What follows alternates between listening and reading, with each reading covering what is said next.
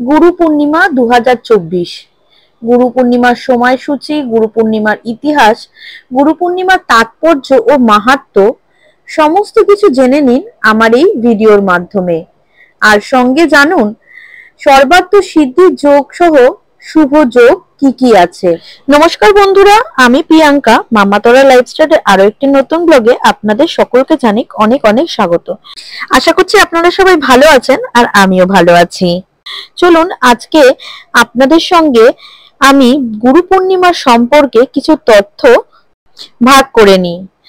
চলুন আসুন জেনে নিন কখন পড়েছে গুরু পূর্ণিমা। 2024-এর গুরু পূর্ণিমা নিয়ে অনেকেরই মতভেদ রয়েছে। 20 জুলাই না 21শে জুলাই পালিত হবে গুরু পূর্ণিমা, সেটা নিয়েই বিস্তারিত আপনাদের সঙ্গে আলোচনা করা শুরু করছি। ভিডিওটি ধৈর্য ধরে দেখার জন্য অনুরোধ করছি। আশা করছি আপনারা আমার অনুরোধ রাখবেন। আষাঢ় মাসের পূর্ণিমা গুরু পূর্ণিমা হিসেবে পালিত হয়। পৌরাণিক কাহিনী অনুযায়ী মহর্ষি বেদব্যাসের জন্ম হয়েছিল আষাঢ় মাসের এই পূর্ণিমা তিথিতে। এই কারণে এই পূর্ণিমাকে ব্যাস পূর্ণিমাও বলা হয়। চলুন এবার শোনা যাক এই বছরে অর্থাৎ 2024 জুলাই মাসে কবে পড়েছে পূর্ণিমার শুভ তিথি এবং এই দিন পুজোর শুভ মুহূর্তই বা কখন পড়েছে।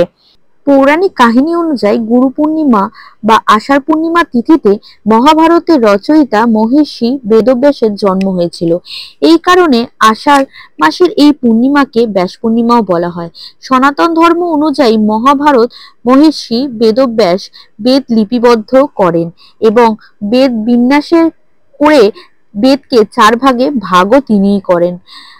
আর এই কাজের জন্য তার নাম হয় বেদব্যাস।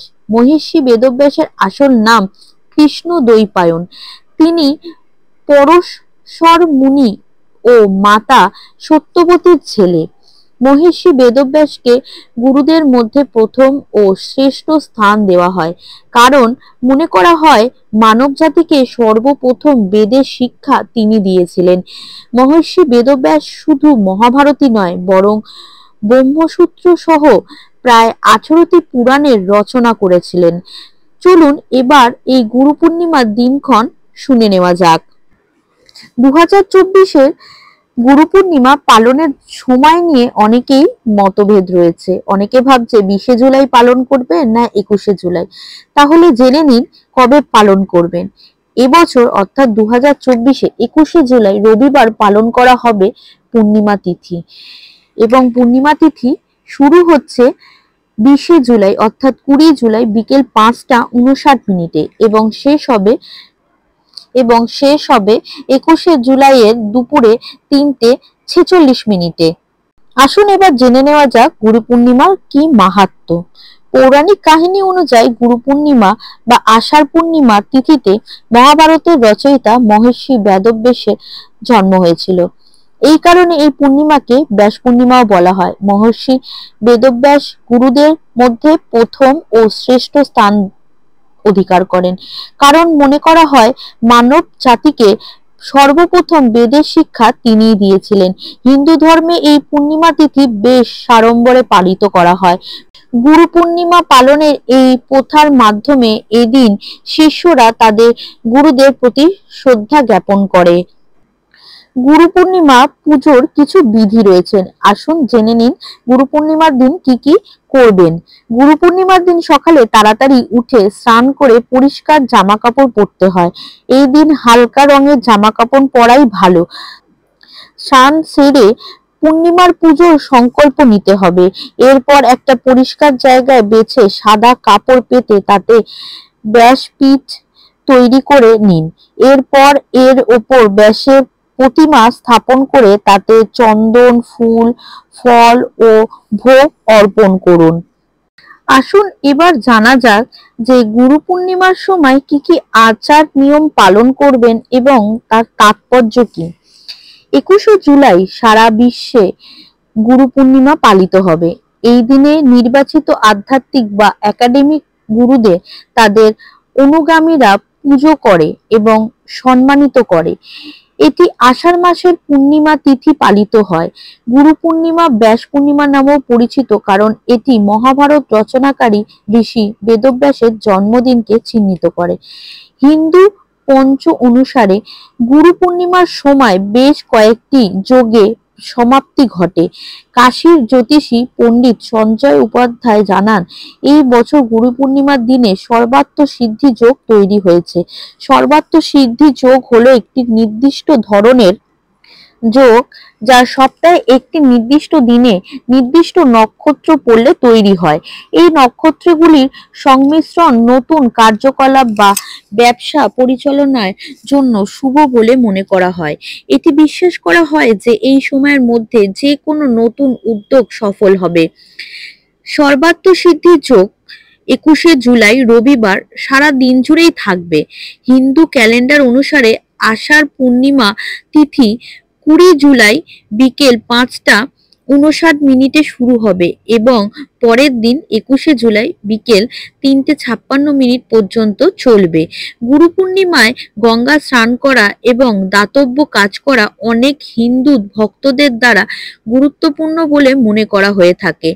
এই দিন সকালে ব্রাহ্ম মুহূর্তে স্নান করার পর বাবা মাকে গুরুর মনে করে তাদের পা ছুঁতে হবে, যোগ করেন কাশীর পণ্ডিত সঞ্জয় উপাধ্যায়। এই সময় তাদের পায়ে ফুলও অর্পণ করতে হবে। এটি আপনার জীবনের বর্তমান সমস্যা বা বাধা অতিক্রম করতে সাহায্য করে।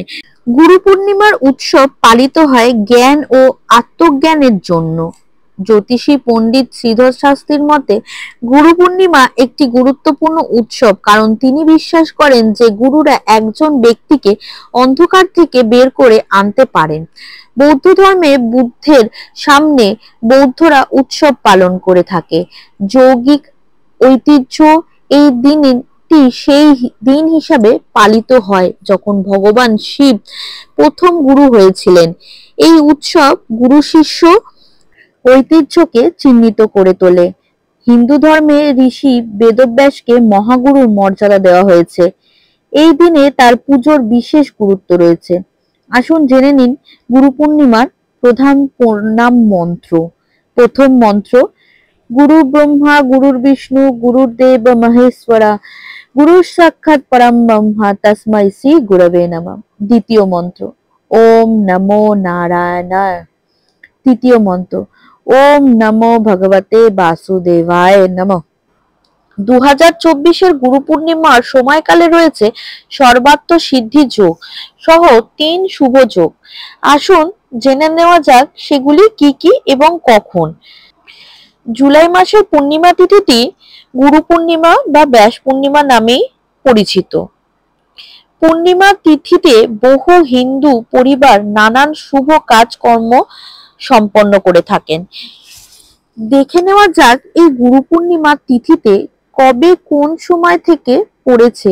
এদিকে জ্যোতিষশাস্ত্র মতে বলা হচ্ছে গুরু পূর্ণিমা তিথি পড়েছে সর্বাত্ম সিদ্ধি যোগ। আসুন সেই সম্পর্কে একটু বিস্তারিত আলোচনা করা যাক। গুরু পূর্ণিমা দেশের বহু প্রান্তে আষাঢ় পূর্ণিমা হিসাবে খ্যাত। 20 জুলাই ভারতীয় সময় অনুসারে ভোর 5টা 59 শুরু হবে পূর্ণিমার তিথি। এরপর তিথি শেষ হবে 21শে জুলাই সন্ধে 3:56 শেষ হবে তিথি। এই দিনে স্নান দান ও ধ্যান সম্পদ করার শুভ সময় রয়েছে। সর্বাত্ম সিদ্ধি যোগ, আষাঢ় পূর্ণিমায় মঙ্গলকারী সর্বাত্ম সিদ্ধি যোগ তৈরি হতে চলেছে।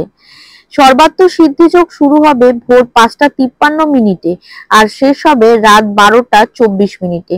জ্যোতিষ মতে সর্বাত্ম সিদ্ধি যোগ খুবই শুভ। এই সময় দেবাদিদেব মহাদেবের পুজো করা হয়।